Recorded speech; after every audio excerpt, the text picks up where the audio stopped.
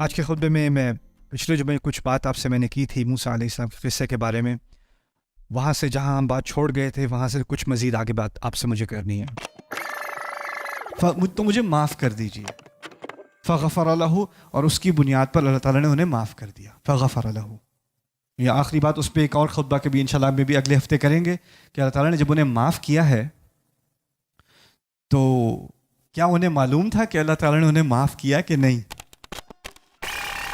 پچھلی بار آخری بات جو ہم نے کیا تھا ذکر سورۃ القصص میں سے وہ اس بات کا تھا کہ موسیٰ علیہ السلام نے ایک حادثہ ہوتے دیکھا. مصری قوم کا کوئی پولیس والا کوئی فوجی کسی شہری کو مار رہا تھا، پیٹ رہا تھا. انہوں نے دیکھا کہ شاید یہ اسی طرح کا حادثہ ہے جو ہزاروں دفعہ یہاں ہوتا ہے. بنی اسرائیل تو غلام قوم ہیں، ان پر ہمیشہ ظلم ڈھائے جاتے ہیں، تو یہ بھی اسی طرح کا ایک اور کیس ہو رہا ہوگا. تو انہوں نے فیصلہ کیا کہ وہ جا کر مدد کریں ظالم کے خلاف. تو انہوں نے جا کے پولیس والے کو یا فوجی کو مکہ مار دیا. فقضا علیہ، اللہ تعالیٰ بتاتے ہیں کہ وہیں اس کی موت ہو گئی. اور اسی وقت موسیٰ علیہ السلام کو اس بات کا خیال آیا کہ یہ جلد بازی شیطان کا عمل تھا. فوراً الفاظ ان کے منہ سے یہ نکلے ہیں قال ھذا من عمل الشیطان. انہوں نے کہا یہ شیطان کے عمل میں سے ہے. انہ عدو مضل مبین، کہ وہ دشمن ہے اور وہ گمراہ کرتا ہے. یہاں گمراہی کے لفظ پہ ہم نے پچھلی دفعہ زیادہ بات نہیں کی تھی، آج یہاں سے شروع کریں گے. اصل میں انسان کی نیت اچھی ہو اور وہ کوئی ظلم ہوتے دیکھے، کوئی ناانصافی ہوتے دیکھے، تو انسان کی فطرت میں ہے کہ وہ اس کے خلاف کوئی اقدام کرے، کچھ کرنے کی کوشش کرے. بڑی مشہور ہے حدیث رسول پاک کی صلی اللہ علیہ وسلم، من رآ منکم منکرا، تم میں سے کوئی خراب چیز کوئی دیکھے، فلیغیرہ بیدہ، تو ہاتھ سے بدلے. فمن لم یستطع فبلسانہ، اگر نہ کر سکے تو کم از کم زبان سے تو کرے.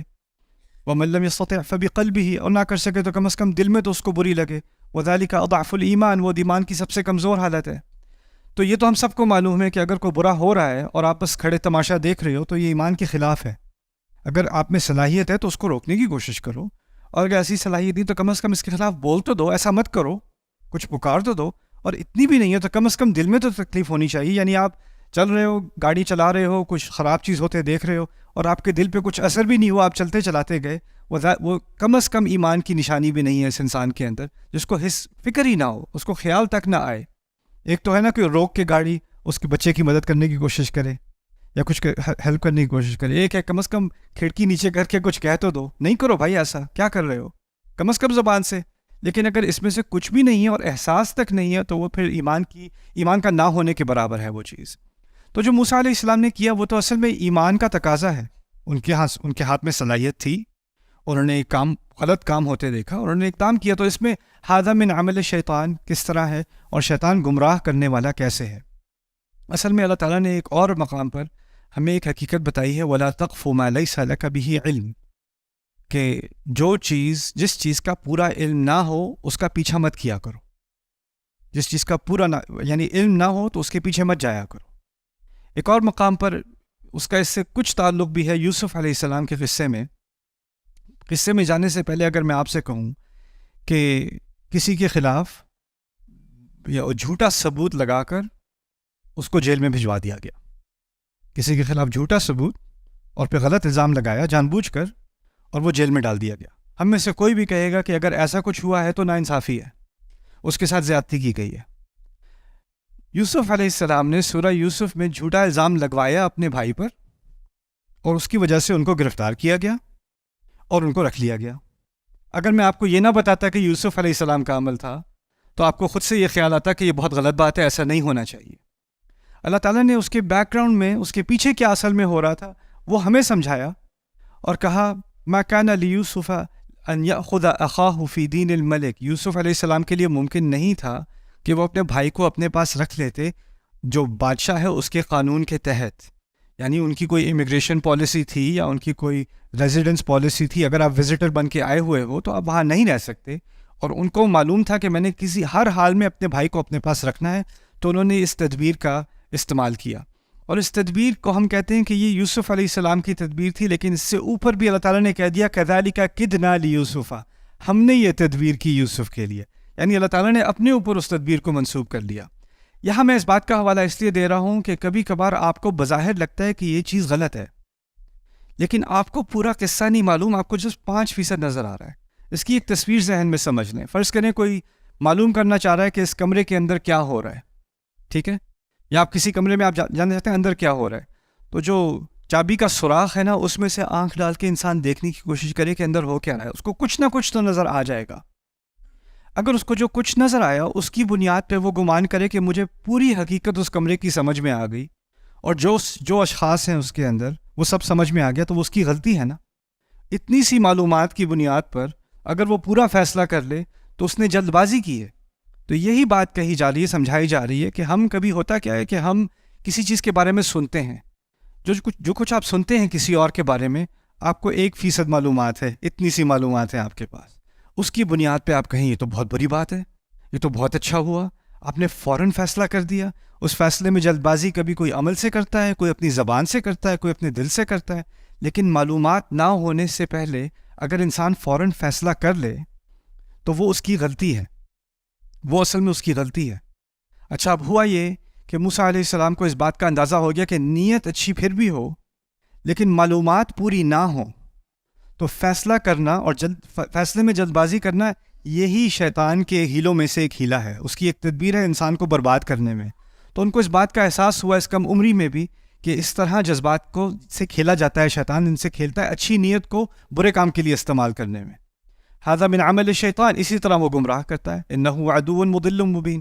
تو اب گمراہی کا ایک نیا پہلو ہمیں سمجھ آ گیا کہ معلومات پوری نہ ہوں اور فیصلہ کرنے میں جلد بازی کرنی ہو تو وہ بھی گمراہی کی ایک شکل ہے، وہ بھی شیطان کے ہتھیاروں میں سے ایک ہتھیار ہے۔ اس کے بعد کہتے ہیں ربی انی ظلمت نفسی فاغفر لی، وہاں تک بات ہوئی تھی ہماری پچھلی دفعہ۔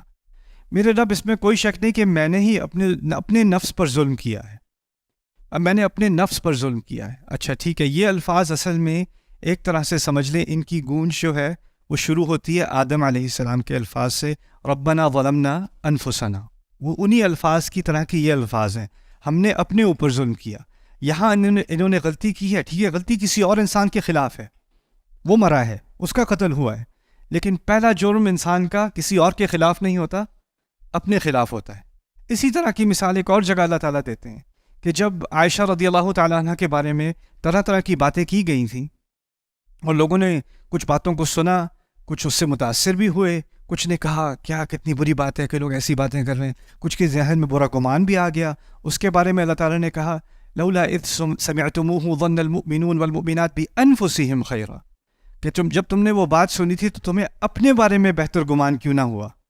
اللہ تعالیٰ نے یہ سوال پوچھا، یہ نہیں کہا ان کے بارے میں بہتر گمان کیوں نہیں کیا، کہا اپنے بارے میں بہتر گمان کیوں نہیں کیا۔ یعنی اصل میں جو گناہ میں کرتا ہوں یا آپ کرتے ہیں، اگر کسی کے خلاف بھی کر رہے ہیں تو اس کے خلاف تو آپ نے جرم کیا ہے، لیکن اس سے پہلے آپ نے اپنے نفس کے اوپر ظلم کیا ہے، اس کا پہلے اعتراف کرنا پڑے گا، میں نے اپنے ساتھ زیادتی کی ہے۔ اللہ نے میرے اندر ایک نور ڈالا ہے، میرے اندر ایک روح ڈالی ہے، ایک ہدایت ڈالی ہے، اور میں نے اس کو زخمی کیا ہے، اس نور کو میں نے کم کیا ہے۔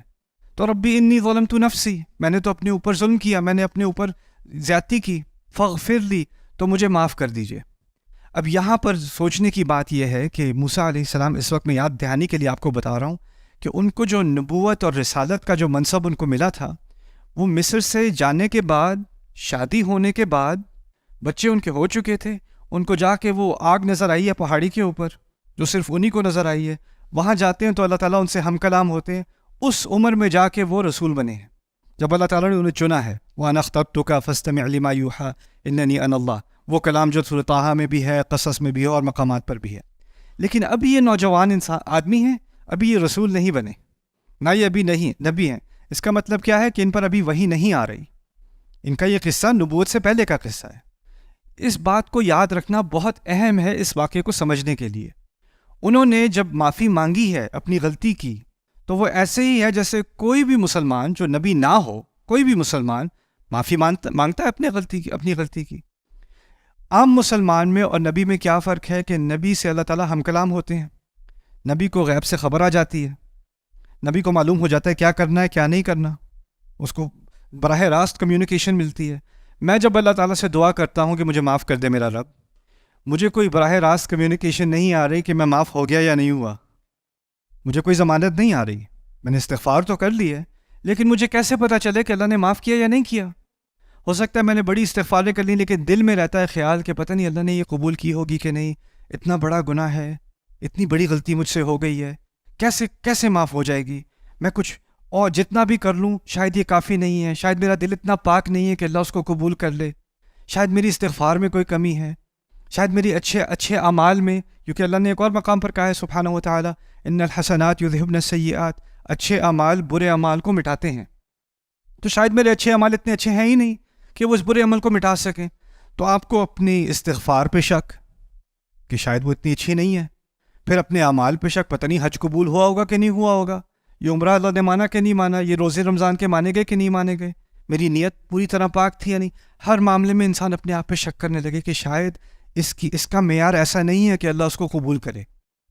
یہاں یہی سوال جو ہم اب کبھی اپنے آپ سے پوچھتے ہیں، وہی سوال پوچھنے کا حق موسیٰ علیہ السلام کو بھی ہے. ان پر ابھی رسالت نہیں آ رہی، کہیں سے وہی نہیں آئے گی کہ تم نے معافی مانگی تو میں نے تجھے معاف کر دیا، تو ان کے پاس ایک ضمانت آ گئی، گارنٹی آ گئی، اللہ کا اپنا کلام براہ راست آ گیا. ابھی وہ نبی نہیں ہے. اللہ تعالیٰ فرماتے ہیں انہوں نے یہ دعا مانگی کہ میں نے غلطی کی، مجھے معاف کر دیں. اللہ تعالیٰ فرماتے ہیں فغفر لہ، اس وجہ سے، فاس کو فا سببیہ کہتے ہیں، جس کی وجہ سے اللہ تعالیٰ نے انہیں معاف کر دیا. فغفر لہ انہ هو الغفور الرحیم، بے شک وہی ہے جو بہت زیادہ معاف کرتا ہے، بہت زیادہ ڈھکتا ہے گناہوں کو، اور بہت ہی محبت اور خیال کرنے والا ہے، رحیم. اچھا، یہ بات تو اللہ تعالیٰ نے کہہ دی. اب اللہ نے اپنی طرف سے بتا دیا اپنے نقطۂ نظر سے کہ وہ معاف ہیں، لیکن اس کا مطلب اب بھی یہ نہیں ہے کہ موسیٰ علیہ السلام کو معلوم ہے کہ وہ معاف ہیں، ان کو ابھی بھی نہیں پتہ. اگلی آیت سنتے ہیں موسیٰ علیہ السلام کیا فرماتے ہیں. کہتے ہیں ربی بما انعمت علی فلن اکون ظہیرا للمجرمین، میرے رب جو نعمت آپ نے میرے اوپر ابھی کی ہے، اس کی وجہ سے میں کبھی کسی مجرم کی سپورٹ نہیں کروں گا، میں کسی مجرم کی مدد نہیں کروں گا کبھی بھی، ایسا میں کبھی نہیں بنوں گا. آیت کے پہلے الفاظ کیا ہیں؟ کیوں نہیں کروں گا؟ کیونکہ آپ نے میرے اوپر بڑا انعام کیا ہے. تو سوال یہ پیدا ہوتا ہے یہ انعام کون سا ہے؟ ابھی تو قتل ہوا ہے، ابھی انہوں نے استغفار کی ہے، ابھی بھیک مانگی ہے کہ یا رب مجھے معاف کر دے، میں نے اپنے اوپر ظلم کیا. اور اس کے بعد فوراً ان کے اگلے الفاظ ہیں اللہ تعالیٰ تیری بڑی نعمت ہے میرے اوپر، اور اس نعمت کی وجہ سے میں آئندہ ایسی غلطی نہیں کروں گا، فلن اکون ظہیرا للمجرمین. یہاں سے قرآن جو حکمت ہمیں سکھا رہا ہے وہ یہ ہے لا تقنطوا من رحمت اللہ ان اللہ یغفر الذنوب جميعا. اللہ تعالیٰ کی رحمت سے مایوس نہ ہو، مسلمان کو کہا ہے. اس میں کوئی شک ہی نہیں ہے کہ اللہ تمام گناہوں کو معاف کرے گا. اب یہاں جو چیز میں نے سیکھی وہ کیا ہے اور آپ نے سیکھی وہ کیا ہے کہ جب انسان صاف دل سے، خلوص سے، اس کو ندامت ہے، اس کو شرمندگی ہے اپنی غلطی پر، اور اس نے اللہ تعالیٰ کے سامنے اعتراف کیا اپنی غلطی کا اور توبہ کی ہے اور معافی مانگی ہے، تو اللہ اپنی طرف سے ضمانت دے رہے ہیں، گارنٹی دے رہے ہیں کہ اللہ نے اس میں کوئی شک ہونا ہی نہیں چاہیے کہ اللہ تعالیٰ نے معاف کر دیا، بلکہ یہ استغفار کرنا یہ اللہ تعالیٰ کی طرف سے ایک بہت بڑی دی ہوئی نعمت ہے. بہت سارے لوگ ایسے ہوتے ہیں، غلطی کرتے ہیں اور پھر بہانے بناتے ہیں، دیکھو میری غلطی نہیں تھی، میرے اوپر پریشر بہت تھا، میری غلطی نہیں تھی، دیکھو سوسائٹی ایسی ہو گئی ہے، میری غلطی نہیں تھی، حکومت نے یہ کیا تھا، میری غلطی نہیں تھی، میری فیملی خراب ہے، میرے پیرنٹس ایسے ہیں، میرا بھائی ایسا ہے، میرا وہ ایسا ہے، وہ ایسا ہے، سب کی غلطی ہے، میری نہیں ہے. لیکن اگر انسان میں اتنی صلاحیت ہو کہ غلطی کرنے کے بعد اس میں اتنی عقل ہو کہ سارے بہانے ڈھونڈے بغیر، اس وقت دیکھیں موسیٰ علیہ السلام کی صورتحال دیکھیں، وہ بہت سارے بہانے بنا سکتے ہیں. وہ یہ کہہ سکتے ہیں یہ تو ہر روز اس طرح کرتے ہیں، تو مجھے کیسے پتا ہوتا کہ آج یہ ظالم ہے اور یہ مظلوم ہے؟ آج سے لاکھ دفعہ پہلے یہ سارے فوجی یہ ظالم ہوتے ہیں اور بنی اسرائیل والے مظلوم ہوتے ہیں، تو مجھے کیسے پتا ہونا تھا کہ ایک دن یہ مظلوم ہے اور دوسرا ظالم ہے؟ میں کیسے معلوم کر سکتا تھا؟ مجھے تو اس بات کا علم نہیں ہو سکتا تھا. تو وہ بہانہ بنائے بغیر انہوں نے بس اپنی غلطی کا اعتراف کیا ہے، اور یہ اللہ تعالیٰ کی طرف سے دیا ہوا بہت بڑا تحفہ ہے انسان کو کہ وہ بہانوں کو سب کو چھوڑ کے، ان کو اگنور کر کے اپنی غلطی کا اللہ تعالیٰ کے سامنے اعتراف کر لے اور کہہ دے یا رب میں نے اپنے اوپر ظلم کیا، مجھے معاف کر دے. اور جس کو یہ نعمت مل جائے کہ وہ بہانوں کے پیچھے نہ بھاگے، بل الانسان علی نفسہ بصیرہ ولو القى معاذیرہ، سورۃ القیامہ میں اللہ تعالیٰ فرماتے ہیں کہ انسان کو اپنے اوپر بہت پوری نظر ہے. میں جو اپنے آپ کو دیکھتا ہوں نا کوئی اور نہیں دیکھ سکتا، جیسے آپ اپنے آپ کو دیکھ سکتے ہو کسی اور کو نظر نہیں آ رہے. آپ کے قریبی ترین لوگ بھی آپ کو اس طرح نہیں دیکھ سکتے جیسے آپ اپنے آپ کو دیکھ سکتے ہو. اور پھر بھی اللہ تعالیٰ بولا وہ القا معاذیرہ، حالانکہ وہ جتنی بھی بہانے بناتا رہے، بہانے پھینکتا رہے، ہوتا یہ ہے کہ آپ کو آئینے میں آپ نظر آ رہے ہو لیکن وہ آئینے میں بھی آپ جھوٹ بولنا شروع کر دیتے ہو. تو یہ چیز اللہ تعالیٰ کی طرف سے بہت بڑی نعمت ہے. اور یہاں اللہ تعالیٰ کی ایک بہت بڑی نعمت اور یہ بھی ہے کہ جس کو اللہ نے خلوص سے استغفار کرنے کی توفیق دی اس کو یہ تحفہ بھی دے دیا کہ تیری استغفار قبول ہے. اس میں شک کرنے کی ضرورت اب نہیں ہے. اس میں بار بار پیچھے جا کر سوچنا پتہ نہیں معاف کیا ہوگا کہ نہیں, پتہ نہیں وہ استغفار صحیح تھی یا نہیں, پتہ نہیں اللہ کے ہاں معاف ہوگا کہ نہیں, یہ شک چھوڑ دو. اسی لیے یہاں انا کا لفظ استعمال ہوا ہے. علماء تفسیر میں بہت ساروں کی رائے یہ ہے, کبھی کبھی اللہ کہتے ہیں واللہ غفور الرحیم, اللہ معاف کرنے والا ہے, اور اللہ وا کے معنی ہے اور اللہ معاف کرنے والا ہے, وہ حالیہ جملہ ہو جاتا ہے یا استئناف ہو جاتا ہے. لیکن جب اللہ تعالیٰ کہتے ہیں نا ان اللہ غفور الرحیم, انا کا اضافہ کیا جاتا ہے کچھ آیات میں. ان آیات میں فرق یہ ہوتا ہے کہ یہاں ضمانت دی جا رہی ہے ان مقامات پر کہ اس میں شک کرنے کی کوئی گنجائش ہے ہی نہیں کہ اللہ معاف کرے گا. تو یہاں پر ایک شک کی گنجائش ہی نہیں ہے. آپ کو یہ انگزائٹی, یہ پریشانی اپنے اوپر لینے کی کوئی ضرورت ہی نہیں ہے. پتہ نہیں معاف ہوا کہ نہیں ہوا. اس بوجھ کو اللہ تعالیٰ نے ہلکا کیا ہے ہمارے لیے. انہ هو الغفور الرحیم. اچھا اب انہوں نے معافی مانگ لی, ٹھیک ہے, استغفار کر لی, یہ بوجھ ان پر سے ہٹ گیا اور وعدہ بھی کر لیا آئندہ میں ایسی غلطی نہیں, جلد بازی اب نہیں کروں گا. لنکون ظہیرا للمجرمین. اس بات سے اشارہ اس بات کی طرف بھی مل گیا کہ وہ جو فوجی تھا جو دوسرے کی پٹائی کر رہا تھا, وہ پٹائی جس کی ہو رہی تھی وہ چور تھا یا کوئی مجرم تھا کسی قسم کا. اچھا اب قتل تو ہو گیا ہے فوجی کا, اور وہ دوپہر کا ٹائم تھا, اس وقت سارے قیلولہ کے لیے سارے سو رہے تھے دوپہر میں, تو کسی نے دیکھا نہیں یہ سارا کرائم, کسی نے یہ جرم نہیں دیکھا. بس اس کا ایک گواہ رہ گیا ہے, وہ جو مجرم تھا وہ, اس کے علاوہ اس کا کوئی گواہ نہیں ہے. تو آگے وہ بھاگ گئے. موسیٰ علیہ السلام گھبرا گئے, نوجوان آدمی تھے, ان کو یہ بھی پتا تھا کہ جو مصر کی پولیس ہے اور جو ان کے فوجی ہیں وہ ان سے شدید نفرت کرتے ہیں. اصل میں مصر میں ایک محبت کرنے والا مصری ان سے وہ تھا فرعون. اس کے دل میں اللہ تعالیٰ نے محبت ڈال دی تھی موسیٰ علیہ السلام کے لیے. وہ اللہ تعالیٰ نے اس کے بارے میں کہا ہے وَأَلْقَيْتُ عَلَيْكَ مَحَبَّةً مِّنِّي, میں نے تیرے اوپر ایک خاص محبت ڈالی ہے جو مجھ میں سے آتی ہے. وہی فرعون جو لاکھوں بچوں کا قتل کرنے کو تیار تھا, اس نے موسیٰ علیہ السلام کو جانتے ہوئے کہ یہ بنی اسرائیل سے ہیں مار نہ سکا. یہاں تک کہ نہ مارنے کے اس سے زیادہ تر یہ بھی کہا جا سکتا ہے کہ اس کو غلام بنا لینا چاہیے تھا. چلو ماریں گے نہیں, یہاں بچے کو غلام بنا دو, یہاں پہ نہیں, اس کو اپنے بیٹے کی طرح. الم نربک فینا ولیدا, بہت محبت ڈال دی فرعون کے دل میں موسیٰ علیہ السلام کے لیے. لیکن اس کا مطلب یہ نہیں کہ پوری مصری قوم ان سے محبت کر رہی ہے, بلکہ ان کی نفرت میں اور بھی اضافہ ہو گیا ہوگا. ہم سارے مصری اور ہم دوسرے درجے کے, یہ غلام کو پہلے درجے کا رویہ مل رہا ہے, اس کو شہزادے کی طرح ٹریٹ کیا جا رہا ہے. تو ان کے دل میں نفرت تھی. اسی لیے اگر یہ اپنے آپ کو پولیس کے حوالے کرتے, جرم تو ہو گیا ہے, پولیس کے حوالے کرتے, تو ہوتا ہے کبھی کبھی, یہاں تو نہیں ہوتا, مسلمان ملکوں میں نہیں ہوتا, یہ پرانے زمانے کی کرپشن ہے. ہوتا یہ ہے کہ پولیس کے پاس جاؤ اور پولیس والے کچہری پہنچنے سے پہلے ہی مار دیں گے اور کہیں گے ایکسیڈنٹ ہو گیا تھا, یا یہ گاڑی سے گر گیا تھا, یا یہ گولی جا رہی تھی اس کے رستے میں ہی کھڑا ہو گیا. تو ان کو پتا تھا پولیس والے کیا کریں گے, مار دیں گے انہیں, اور ان کا گمان یہ صحیح تھا, اس لیے وہ چھپ گئے. اس بات کی گارنٹی, اس بات کی دلیل بعد میں بھی آنے والی ہے. ان کا ایک دوست تھا مصری جو فوج میں تھا اور ان کے جنرلوں میں سے تھا, لیکن وہ خفیہ طور پر مسلمان ہو چکا تھا. اور جب ان کی آپس میں پرائیویٹ میٹنگ ہوتی تھی پولیس والوں کی, تو اس میٹنگ میں ان کا وہ دوست بھی تھا. بعد میں جا کے وہ بھاگ کے آ کے ان کو بتائے گا ان الملأ یأتمرون بک لیقتلوک. کسی صورت میں دیکھو, وہ جو سارے پولیس چیف ہیں نا, انہوں نے اپنی الگ سے میٹنگ کر لی ہے, انہوں نے فیصلہ کر لیا ہے کہ وہ تجھے قتل کر دیں گے, قتل کریں گے. فرعون کو غصہ آئے گا, کہیں گے نہیں جی وہ تو بلڈنگ سے گر گئے تھے, وہ پھسل کے گر گئے تھے, ایکسیڈنٹ تھا. اگر وہ فرعون کے پاس کورٹ میں لے کے گئے تو فرعون نے تو معاف کر دینا ہے, اس کو تو محبت ہے, وہاں تک نوبت نہیں آنے دینی ان لوگوں نے, انہوں نے آپ کو مار دینا ہے. لیکن اس سے پہلے اب یہ چھپے ہوئے پھر رہے ہیں, ابھی دوست آیا بھی نہیں ہے, چھپے ہوئے شہر میں پھر رہے ہیں. فَأَصْبَحَ فِي الْمَدِينَةِ خَائِفًا يَتَرَقَّبُ, دن کے وقت وہ خوف سے ایک ایک قدم دیکھ کر کوئی مجھے دیکھ نہ لے, کوئی پہچان نہ لے, وہ اب شہر میں گزر رہے ہیں. اچھا, فَإِذَا الَّذِي اسْتَنصَرَهُ بِالْأَمْسِ, تو ایک اچانک جس نے مدد مانگی تھی پچھلے دن, جس مجرم نے مدد مانگی تھی پچھلے دن, وہی سامنے کھڑا ہے. یستصرخو, چیخ پکار کر دوبارہ مدد مانگ رہا ہے. اب وہ پھر کسی پولیس کے ہاتھوں پکڑا گیا, پھر اس کی پٹائی ہو رہی ہے, اس کو موسیٰ علیہ السلام نظر آ گئے اب. اور اب یہ فرق ہے پچھلی دفعہ تھا کہ یہ حین غفلت من اہلیہا، وہ قیلولہ کا ٹائم تھا، شہر خالی تھا. یہ دوسری آیت جو آ رہی ہے نا، اس میں اصبح کا لفظ استعمال ہوا ہے، صبح کے وقت کا استعمال ہوا ہے. صبح کے وقت شہر بزی ہوتا ہے، سارے کام کرنے والے، شہر میں سارے یا افراتفری پھیلی ہوئی ہے، سارے لوگ کام کر رہے ہیں، کوئی پرائیویسی اب نہیں ہے.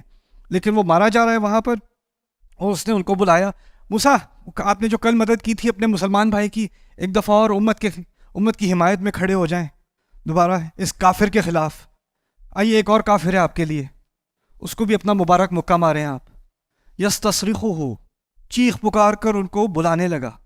موسیٰ علیہ السلام نے اس دفعہ دیکھا تو دیکھا یہ تھا، اس دلدل میں دوبارہ اب میں تو نہیں پھنسنے والا. تو کیا جواب دیتے ہیں وہ؟ کہتے ہیں قال لہ موسیٰ انک لغوی مبین، تم تو بہت ہی گمراہ قسم کے آدمی ہو. اب انہوں نے آگے نہیں پڑھنا، اب دوبارہ وہ غلطی، ابھی اللہ سے وعدہ کیا ہے، کیا وعدہ کیا ہے؟ آئندہ میں کبھی غلط کرنے والے کی حمایت نہیں کروں گا. اگلی آیت میں آتا ہے فلما، اس آیت پہ اختتام کریں گے اس خطبے کا. فلما بالآخر، اصل میں جو بعد میں بات ہو اذ اور حینا، لما میں تراخی ہوتی ہے، اور تراخی کے بعد ان کا لفظ آیا. فلما ان ارادہ، اس ان کو بھی زائدہ کہا جاتا ہے، عام طور پہ کہتے ہیں فلما ارادہ، لیکن یہاں ہے فلما ان ارادہ لزیادت التراخی، یعنی بہت عرصے کے بعد موسیٰ علیہ السلام سوچ رہے میں کیا کروں، اس کی وہاں پٹائی ہو رہی ہے اور وہ مارا جا رہا ہے، اس کو اتنا مارا جا رہا ہے کہ وہ تقریباً مرنے کو آ گیا ہے. تو اب موسیٰ علیہ السلام کے دل میں ایک اور خیال، کل میں نے جلدی میں اقدام کر لیا تھا تو غلطی ہو گئی، آج اگر میں کچھ اقدام نہ کروں تو میرے سامنے قتل ہو جائے گا. چور تو وہ ہے لیکن موت کا تو مستحق نہیں ہے. تو وہ ایک دوسرا ایکسٹریم ہو گیا نا. ایک ایکسٹریم ہوتا کیا ہے کہ اگر انسان سے ایک غلطی ہو جائے تو کہ میں اس غلطی کے کبھی قریب بھی نہیں آؤں گا، اور میں اتنا دور ہو جاؤں گا اس سے کہ میں دوسری طرح کی غلطی شروع کر دوں گا. وہ جو دوسرے ایکسٹریم پر ہے تو کوئی کھڑا تماشا دیکھتا رہے اور کچھ نہ کرے، وہ بھی غلط ہے. تو موسیٰ علیہ السلام کو اللہ تعالیٰ نے یہ حکمت دی کہ اب مجھے مکہ نہیں مارنا، لیکن کیونکہ وہ جسمانی طاقت میں ان میں تھی تو اللہ تعالیٰ فرماتے ہیں فلما ان اراد ان یبطش بالذی هو عدو لہما، جب موسیٰ علیہ السلام نے بالآخر فیصلہ کیا سوچ سمجھ کر کہ وہ اس کو پکڑ لیں گے، جکڑ لیں گے جو ان دونوں کا دشمن تھا. یعنی اب فوجی کو مارنا نہیں، اس کو صرف روکنا ہے، اس کو نقصان پہنچائے بغیر. اگر میں نے کسی فتنے میں اپنا ہاتھ ڈالنا ہے، یا تو یہ ہے کہ میں کسی ایک کی جلد بازی میں حمایت کر دوں اور دوسرے کو مکہ مار دوں، دوسرا یہ ہے کہ میں کچھ بھی نہ کروں، ایک دوسرے کو مارنے دو، میرا کیا مسئلہ ہے، چھوڑو، اب میں نے اپنا سبق سیکھ لیا، میں انوالو نہیں ہوتا. لیکن اگر میرے پاس صلاحیت ہے کہ میں سیز فائر کرا دوں، میں مارنے والے کو روک دوں، اس کو نقصان پہنچائے بغیر میں روک دوں، تو کم از کم یہ فتنہ آگے نہ پھیلے، تو مجھے انوالو ہونا چاہیے. فلما اراد ان یبطش بالذی هو عدو لہما. اچھا وہ آئے آخر کار سوچ سمجھ کر وہ بڑھ رہے ہیں، وہ لیٹا ہوا ہے مجرم زمین پہ، اس کو منہ پہ مکے پڑ رہے ہوں گے. اس نے سائڈ سے دیکھا موسیٰ علیہ السلام آ رہے ہیں. جب اس نے دیکھا موسیٰ علیہ السلام آ رہے ہیں تو اس کو غلط فہمی ہوئی. اس نے سوچا پتہ نہیں کل کی وجہ سے غصہ ہوگا انہیں، تو یہ اس کے ساتھ مل کے یہ بھی مارنا شروع کر دیں گے.